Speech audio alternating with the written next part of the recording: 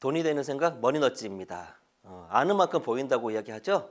예, 돈 역시 아는 만큼 더 많이 보일 수가 있다고 생각을 합니다.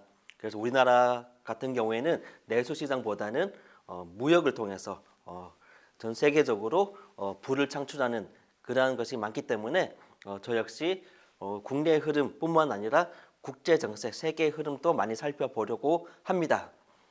그래서 오늘 또 외국의 이야기를 좀 한번 해보려고 하는데요. 오늘 말씀드릴 나라는 바로 러시아입니다. 러시아라고 하면 흔히 불공국이라고 이야기를 하죠. 그리고 미녀가 많은 나라라고 이야기하기도 합니다. 그리고 보드카, 그리고 시베리아 횡단 열차, 이런 이미지들이 좀 있는데 최근에는 우크라이나 침공에 대한 이슈 때문에 뉴스에 많이 오르내리기도 합니다. 우크라이나 같은 경우에도 역시 미인들이 많은 나라라고 알려져 있지만 사실 우크라이나 지형 지도를 보면 바로 위에 있는 벨라루스는 이미 예전부터 러시아랑 다시 합치자 뭐 그런 얘기가 나오고 있는 중이고 아래에 있는 크림반도 같은 경우에는 벌써 2014년에 그 러시아군의 그 무력에 의해서 이미 크림 자치공화국이 러시아로 넘어간 그런 상태이기 때문에 우크라이나는 지금 좀 많이 긴장을 하고 있는데요. 오늘 말씀드릴 이야기는 그 러시아의 우크라이나에 대한 그러한 내용이 아니고 러시아는 아주 강한 나라로 알려져 있습니다. 현재도 그렇고 러시아 바로 전에 또 소비에트 연방, 소련도 그랬었고 그리고 그 이전에 히틀러도 정복하지 못했고 나폴레옹도 정복하지 못했던 그런 나라가 바로 러시아입니다. 그런 강력한 이미지를 갖고 있는 러시아를 점령한 한국의 우리 대한민국의 아이템이 있기 때문에 약간 국뽕의 그 마음을 갖고 이야기를 해보려고 합니다. 그게 무엇이냐? 바로 라면인데요. 라면 중에서도 팔도 도시락입니다. 도시락은 얼마 전이죠. 2021년 4월 8일에 러시아 현지 시간으로 4월 8일에 저명상표에 등록이 되었습니다. 러시아 특허청에. 러시아 특허청에서 인정하는 저명상표가 무엇이냐? 보통 흔히 상표권이라고 한다면 이 모양의 상품에 이런 상표를 붙인 것을 보호해 주겠다라는 그런 개념인데 러시아의 저명상표는 거기서 조금 더 올라가서 이 브랜드, 이 저명상표로 인정받은 브랜드는 꼭 해당되는 그 상품뿐만 아니라 다른 어디에 갖다 붙이더라도 모든 상표적인 권리를 다 보호해 줄게 라는 일반적 상표권보다는 조금 더 상위 개념의 그 상표권 그런 개념으로 이해를 하시면 됩니다. 그래서 러시아 같은 경우에는 해외 브랜드한테는 그 저명상표 허가를 잘 해주지 않습니다. 지금까지 인정받은 저명상표들이 뭐 아디다스, 뭐 샤넬, 뭐 펩시 이런 그 몇 개가 되지 않는데 우리나라 국내 브랜드로서는 첫 번째로 도시락이 저명상표에 등록이 되었습니다. 물론 2년 동안에 좀 지리한 그 법정 공방전이 있긴 했지만 어쨌든 그 정도로 러시아에서는 도시락 라면의 인기가 매우 아주 대단합니다. 팔도 도시락 라면은 1986년 4월에 처음으로 출시가 되었습니다. 그리고 사각형의 모양, 그 용기 모양 때문에 우리나라에서도 인기가 꽤 많았었죠. 그런데 90년대 초반에 러시아와 부산을 오가던 러시아 보따리 장수라고 우리가 보통 표현을 하죠. 보따리 장수들이 부산에서 물건을 사서 갈 때 러시아는 땅덩어리가 워낙 크기 때문에 지금도 뭐 시베리아 횡단 열차 타고 시베리아에서 모스크바까지 가는데 뭐 일주일에서 보름 정도 걸린다는 그런 이야기가 있을 정도로 아주 땅덩어리가 크고 넓고 이동 거리가 긴 편입니다. 그런 사람들에게 둥근 모양의 라면들보다는 사각형 모양의 그 담긴 그게 갖고 다니기 훨씬 편하고 좋았던 거죠. 물론 맛도 그때 도시락 라면의 맛이 러시아 전통 수프나 맛이 좀 비슷한 점도 있었다고 합니다. 맛도 익숙하고 들고 다니기도 편하고 특히 우리나라 라면 같은 경우에는 전 세계 어딜 내놔도 잘 팔리는 것은 이미 다 알고 있는 사실이고 그렇게 90년대 초반부터 인기를 끌기 시작을 해서 팔도에서는 1994년부터 본격적으로 수출을 시작을 했습니다. 첫 번째 2만 천 상자를 러시아로 가져가면서 수출을 시작한 게 본격적으로 팔도 도시락이 공식적으로 러시아에 판매되고 자리 잡기 시작한 계기라고 볼 수 있습니다. 이후에도 계속 팔도에서는 도시락을 현지화 정책을 많이 폈습니다.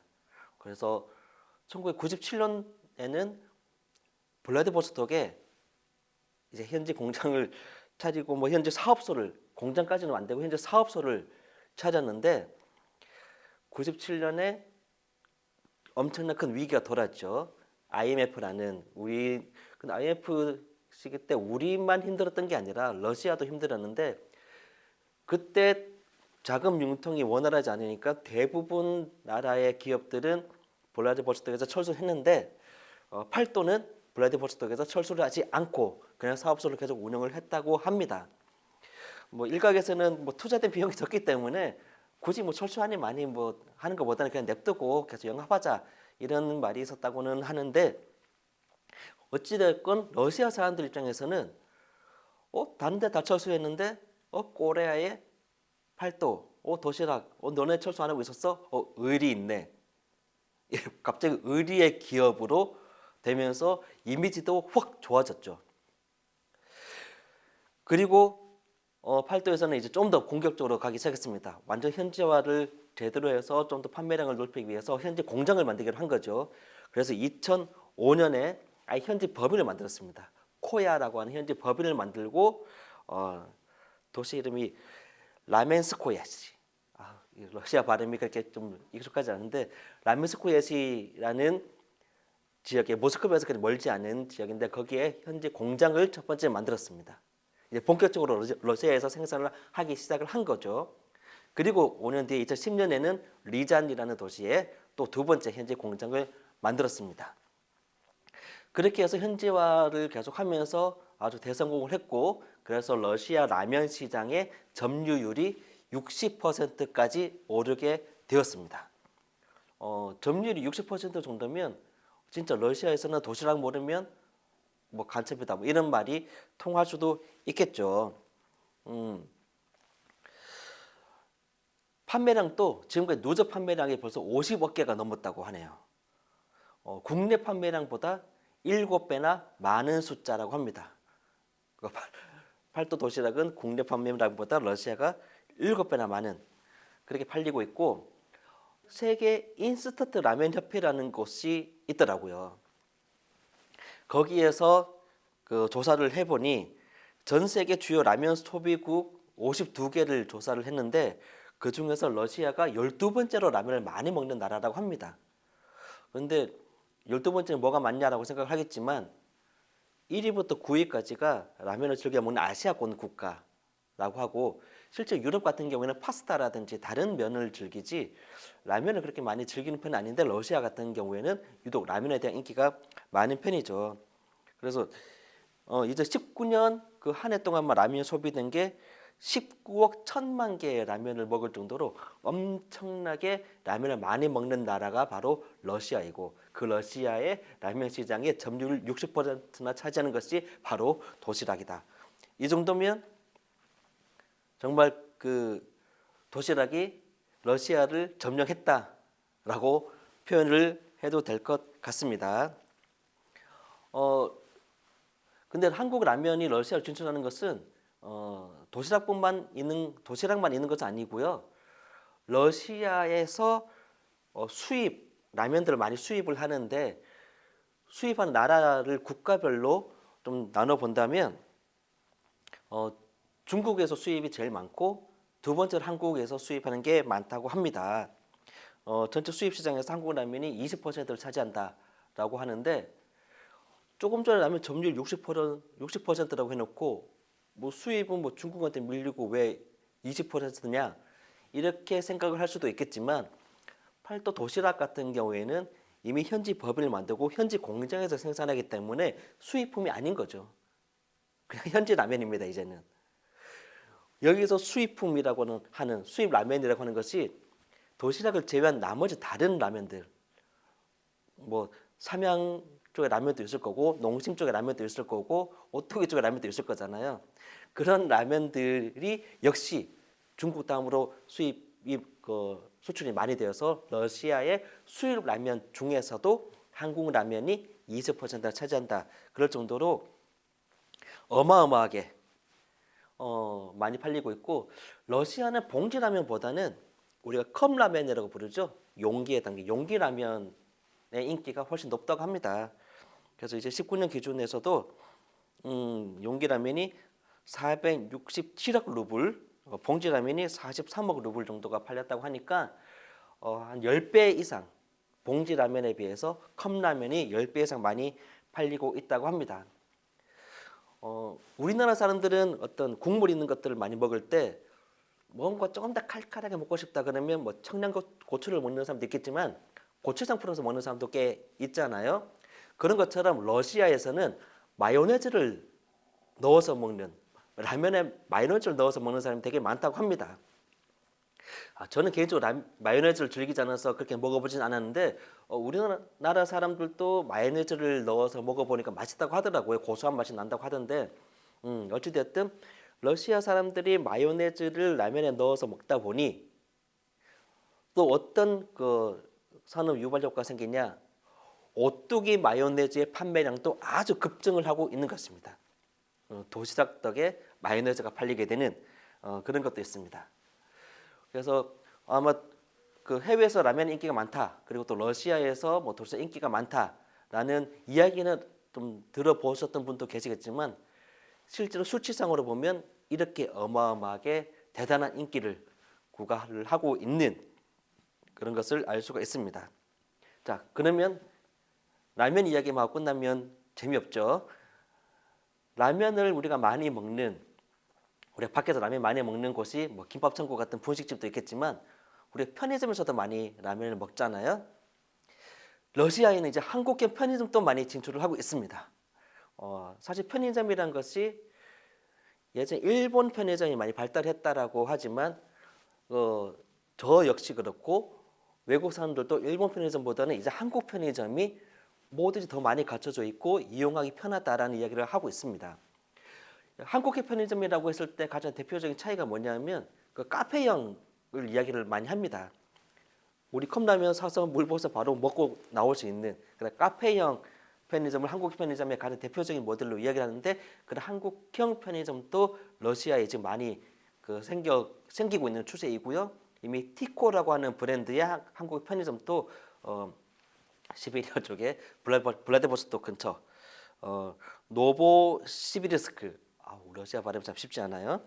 그쪽에 개장을 했습니다. 이것도 2019년 6월에 개장을 했는데 이미 인기가 되게 많은 편이고, 그 편의점 운영하면서 힘든 점이 뭐냐라고 했을 때 물류가 제대로 돌지 않아서 힘들다고 할 정도면 한국 제품을 찾는 소비자들은 많은데 도매 시장부터 해서 그런 것들이 그게 원활하지 않을 때가 종종 있어서 그게 힘들다고 할 정도면 이미 그 한국의 모든 소매 브랜드들, 소매 제품들은 러시아로 꽤 많이 진출을 했다라고 볼 수 있습니다. 그래서 그 티코라고 하는 편의점에서도 라면뿐만 아니라 뭐 스낵, 소스류, 바디케어 제품 같은 좀 다양한 것들이 많이 팔리고 있다고 하네요. 자, 먹는 입맛을 사로잡으니까 당연히 그 나라에 호감이 더 생기고 관심이 더 올라갑니다. 물론 BTS라든지 다른 그 한류 문화 쪽으로 해서 진출한 그런 영향도 매우 크고, 그런 것이 복합적으로 연결이 되니 한국어를 배우려고 하는 사람조차도 많아지고 있습니다. 이미 프랑스도 난리 났죠. 러시아도 한국 문화원 강좌 이런 것들이 있대요.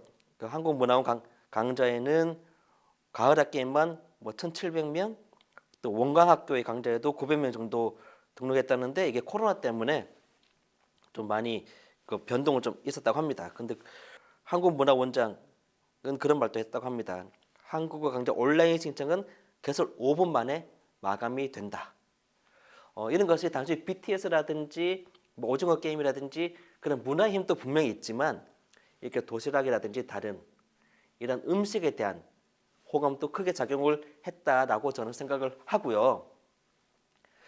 이런 걸 보면서 저는 그런 생각이 들었습니다.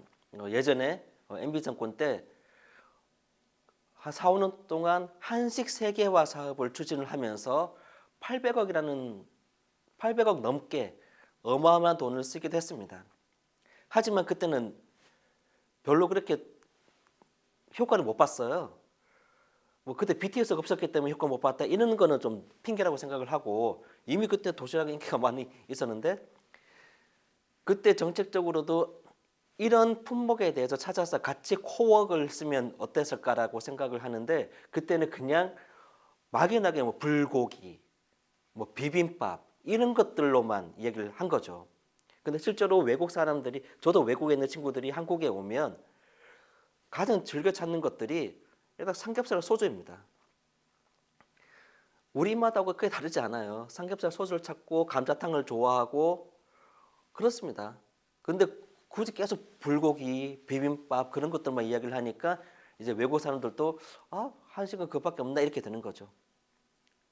그래서 좀 생각의 방향을 좀 다양하게 생각을 했다면 그때 그렇게 한식 세계화가 참패하진 않았을 것이라 생각이 들고 그리고 지금 도시락이 보따리 장소부터 시작해서 이렇게 인기 얻는 그런 과정 흐름도 우리가 돈의 흐름을 봤을 때 좀 좋은 아주 뭐 긍정적인 좋은 사례가 아닐까 한번 생각을 해봅니다.